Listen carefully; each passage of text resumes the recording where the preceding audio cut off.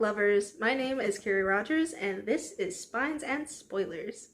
We are wrapping up 2021 and heading into 2022. So today I want to talk about the top 20 books of 2021 that I read. At this point, I'm not going to be able to finish any more books, so I think I'm safe to go ahead and make this list. Now, I should say that this list is not allowed to include any rereads or anything like that. And I don't think that I included anything under 100 pages either. But first I'm going to go over what I am reading and what I am drinking right now. Right now I am drinking ice water because I am boring lately and that seems to be all I drink. But I'm also reading The Christmas Carol at the moment, which I really enjoy. I try to read it every year around this time of year. It will not be on the list because of the fact that it is a reread, and I think it's shorter than 100 pages. I can't remember. Getting right into the list though, number 1 is Homebody by Rupi Kaur. I loved this book so much. I give it 5 stars, I believe. I love everything that Rupi Kaur has done. She gets to me on a very deep level. It hurts my heart a little bit, but it like scrubs me clean. Like it gets in there on a very deep level and it's kind of a transformative experience every single time that I read one of her books, and this was no exception. There are a couple of these that will be paired together because they relate to one another in some way. Number 2 is Six of Crows / King of Scars. They are both by Leigh Bardugo. And I loved them both so much. I think I gave them a 4.5, but they are basically up there with my new favorite books. Probably in the top 20, definitely top 50. I need to actually make a list at some point. That'll be another video. I loved these two so much. I was a little intimidated because there was a lot of hype built up around both of them, but it ended up being completely worth it. Number 3 is an unusual one. It is called Banana by Dan Kopel. It is a non-fiction book that I had to read for my English class and then surprisingly ended up loving. It is about the banana, just like the history of the banana and the fact that there is currently a pandemic attacking bananas. And if you like and you find nonfiction interesting, or this sounds like something you might want to look into, I would recommend it. I learned so much about bananas, like the fact that you know that they are clones. Every banana is a clone. That is wild. That is some science fiction shit there. That's all I'm saying. Number 4 is The Ballad of Songbirds and Snakes by Suzanne Collins. It is the prequel to the Hunger Games trilogy. I didn't expect to like this one as much as I did, but I ended up genuinely enjoying it, getting to see where some of the elements of the Hunger Games came from and how President Snow, ended up becoming the person that he is. I keep having to move because the sun's getting in my eyes. I know I'm just kind of rattling these off, but there's a lot. There are 21 books here, so we're just going to keep on going. Number 5 is Ninth House. I believe that is also by Leigh Bardugo. I think I gave this one a 4.5. I really enjoyed it. It was extremely dark and gritty. It is a dark academia book and revolves around a girl who is able to see ghosts. And I was super into it. Again though, it's very dark, very gritty, gets into some very heavy things. Number 6 is another 2-for-1. It is On the Come Up and Concrete Rose by Angie Thomas. They are both in the same universe as The Hate U Give. They're both extremely poignant and I would recommend giving them a read.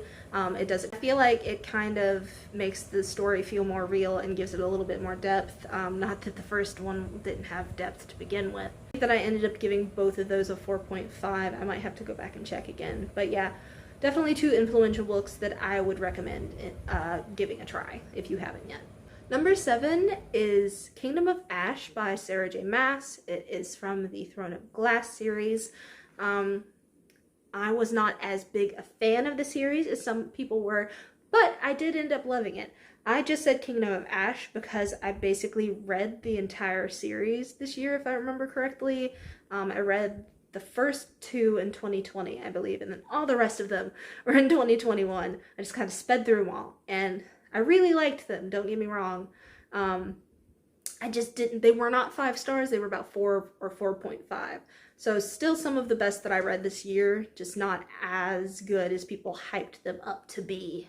Number 8 is another 2-for-1. It is Clap When You Land and With the Fire on High. These were both by the same author, I believe, Elizabeth Acevedo. They had completely different plots, but they both circulated around family and love, basically. And they're both extremely wholesome books, transformative books, and I genuinely enjoyed them. I think they'd be good for maybe middle grade readers or early high school, but they were a really nice break from all of the heavy stuff and the negative stuff that I was reading. These two, they were so wholesome, and I would love to have physical copies of these so I can reread them every once in a while. Number 9, Hurt Me. It's They Both Die at the End. I can't remember the author, so I'm just gonna put it here. This one hurt me. It's basically based on the concept that everyone kind of knows when they're going to die, to an extent, if I remember correctly, and there is kind of an app that pairs you up with someone else who is going to die that day, or someone else who wants to spend time with you. And these two boys pair with one another on this app and find out that they are completely different from one another, but then over time find out that they have more in common than they realized and kind of start to develop a romance. It was an extremely sad but also wholesome book to some extent. There's a lot of hype surrounding it, and I did genuinely think that it deserved a lot of the hype that it got. Not entirely. This is not a 5-star read. But it was very good. I really liked it. I would like to read it again. So apparently I wrote Kingdom of Ash on my list twice. I have no idea how that happened. So I had to switch it out. Anyway, number 10 is Ask Me About Polyamory, which was written by Kimchi Cuddles, who basically does comics, and it's a collection of their comics about polyamory. It's a very wholesome read, very educational read, especially if you are not polyamorous, and kind of gives you a glimpse into the life of polyamorous people, the issues that they face, and just some of the terminology that you might not be familiar with. It is great for anyone who is not familiar with polyamory and people who are familiar with it, because it's just like, same. Mind, this one was right below the cutoff point. It was like in the honorable mentions, and then I realized that I had Kingdom of Ash on here twice. So congratulations, Ask Me About Polyamory, you made it. Number 11 is actually by a booktuber. It is Buffering by Hannah Hart. It's a autobiography of sorts. It is both heart-wrenching and hilarious. I loved it so much. I think I gave it about a 4.5 or 4. Either way, it's at the top with the rest of these guys, and it's extremely touching and written really well, and I definitely recommend it. Sorry for rushing so much, but my husband is going to be home soon, and I have to work tomorrow, so I'm not going to have any more privacy. This is what we get, people. This list is all kind of messy because I just realized that number 12 is a reread. It is Little Women by Louise May Alcott. I'm gonna count it because the last time I read it was technically in 6th grade. So it's been long enough. I think it counts. I adore this book though. I think it's extremely atmospheric. I want to try and start reading it every year around this time as well, pairing it up with The Christmas Carol. And maybe like the night before Christmas or something like that. Either way, I think that it fits in the month of December, and I really enjoyed revisiting it with new eyes as an adult rather than as a child. It was definitely more poignant and more sad reading as an adult. Kind of reaffirmed though that it's one of my favorite books just in general. Number 13 was a surprise. It's Remarkably Bright Creatures, and I didn't expect for an ARC to end up on this list, an advanced reader copy. This one snuck up on me though. It follows the perspective of an octopus and an older woman who's the caretaker at the aquarium where he lives, as well as a couple of other characters, and it spins around the story between all of them. And I enjoyed it so much. Like, I saw the description ahead of time and was like, that, I don't see how that works, but we're gonna try it because it's a little bit different. And oh my god, I loved it so much. And if you have to read an arc, if I have to suggest any arcs, please read that one. It's so good. Actually, I don't know, there's another arc on this list now that I think about it. They're both really fucking good and pertain to sea creatures. I might have a problem. Number 14 is a pretty popular one. It is The Invisible Life of Addie LaRue by V. Schwab. I really enjoyed this one way more than I thought it was because it got a lot of negative hype for some reason. Like, I don't know what the deal was there. Like, people loved it at first and then a lot of people came out of the woodwork just hating on it. I don't know what happened, but I really enjoyed it. I genuinely did.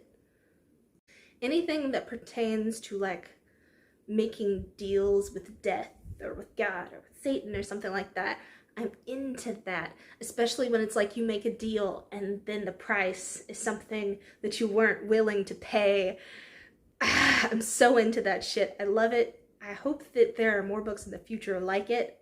It's the main element that I liked about this book, though. I'm just getting happier and happier as I go down this list. Number 15 is Cemetery Boys by Aiden Thomas. It made me so happy.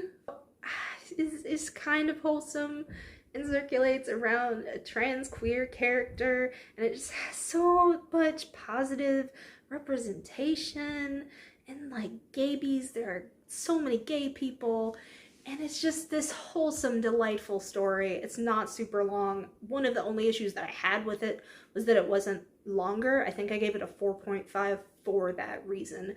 I have recommended this book, though, to like everyone that would listen. I talked my husband's ear off about it, and he is a teacher, and I told him to recommend this book to his students. I liked it that much. I was like, please, share this wholesome bit of literature, make it a thing. Number 16 is The Raven Boys. This one, I actually, like, there was a lot of hype around it, and I didn't like it as much as I thought I would, but it was still really freaking good. It involves psychics and ghosts and all kinds of stuff. And it's a little all over the place. I'm not gonna lie. There are some points where it lost me for a little while, but I think it still got about 4 stars. It centers around a girl whose family is full of psychics. She's the only one who didn't really get psychic power other than amplifying the power of others. And there is a prophecy that her true love, when she kisses her true love, she'll end up killing him, I believe. And it kind of goes on from there in an angle that you wouldn't expect, really. But it's a really interesting story regardless of that. So number 17 is The Hollow Places by T. Kingfisher. This one made me very happy because there was North Carolina representation. And while I don't really like this state, I'm not gonna lie, this is my home state, and it's just pleasant to see some representation, especially since that representation insulted some of the people that I used to live near. I know that sounds bad, but they were rich, snooty golfers, okay? They had it coming. They had it coming. May or may not cut that out. I don't know. I would compare this to like Gravity Falls meets Narnia meets horror. It's a fun ride. It's kind of like a silly horror. Like, there are elements of horror that are very horror, and then there are also silly elements to it, which I really like.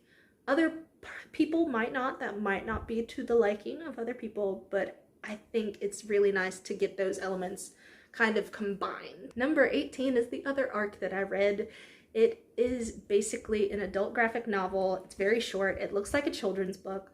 It's called The Whale Library. It hurt me a lot. It follows someone who basically delivers mail to fishermen and a whale who has a library inside of her. And I went into this thinking that it was a children's book, and then it's like slowly over time I was like, this is a little bit much for a children's book, don't you think? And then the plot twist happens, and I died a little inside. I was up sobbing all night. Maybe not all night, but a long time. I was sobbing, ugly crying. So yes, I loved this book so much. I gave it 5 stars. I want a physical copy. But also, you owe me like a chunk of my soul back, Whale Library. What the hell? I love you. Number 19 is The Final Girl Support Group by Grady Hendrix. It circulates around a bunch of final girls who are the ones at the end of slasher movies who actually survive. And most of them are the ones who fought back and killed their attacker. The protagonist in this, however, is the girl who didn't get to kill her attacker because she was basically debilitated and had to watch the killer kill her family. So they create a support group for all of these girls because, of course, they have a lot of trauma following them around. I'm not gonna lie, it lost me for a little bit in the middle, but the beginning and the end were good enough that it made up for it, if that makes sense. I think it ended up getting 4 stars. I really enjoyed it. Grady Hendrix is great at writing beginnings. He's great at writing endings, I think, but the middle always gets a little murky. But I still love their books. Number 20 is Spectre and Spectres. It was a graphic novel circulating around a group of teens who are kind of doing things Scooby-Doo style, but they are filming it themselves and posting it online. I really enjoyed it. I thought it was wholesome. It's got healthy gay representation. It's got ghosts. It's got possession. What's not to like? That being said, if you like graphic novels and ghosts and maybe closer to like early high school-ish area writing, I would say give it a go. It's wholesome. I'm into it. Number 21 and the final one on this list is Sadie. Sadie is about a girl whose sister was murdered by their previous stepfather, I believe, like their ex-stepfather. And it has alternating points of view between the protagonist and a radio station which is tracking her progress in trying to find her because she has completely disappeared in pursuit of this man. It was really interesting to see the lengths that she was willing to go to, and it was really heartbreaking as well, but you got to meet all of these people along the way, some great, some absolutely terrible, and the ending was a little anticlimactic. I'm not gonna lie, I was a little disappointed with the ending, but I really liked the entire rest of the book. And as long as the ending doesn't ruin the whole rest of the story, I don't usually put that much weight on it. I still enjoyed it either way. It's still one of my favorite reads of the year, and I totally understand why it was hyped up. Alright, we made it, guys. I'm sorry for rushing through, but I'm glad I made it. That was my top 21 books of 2021. Thank you so much for watching. I appreciate you more than you will ever know. Don't forget to wear your mask, first of all. Please be safe. And also don't forget to like, share, subscribe, and love yourself. Because I love you. Alright, bye.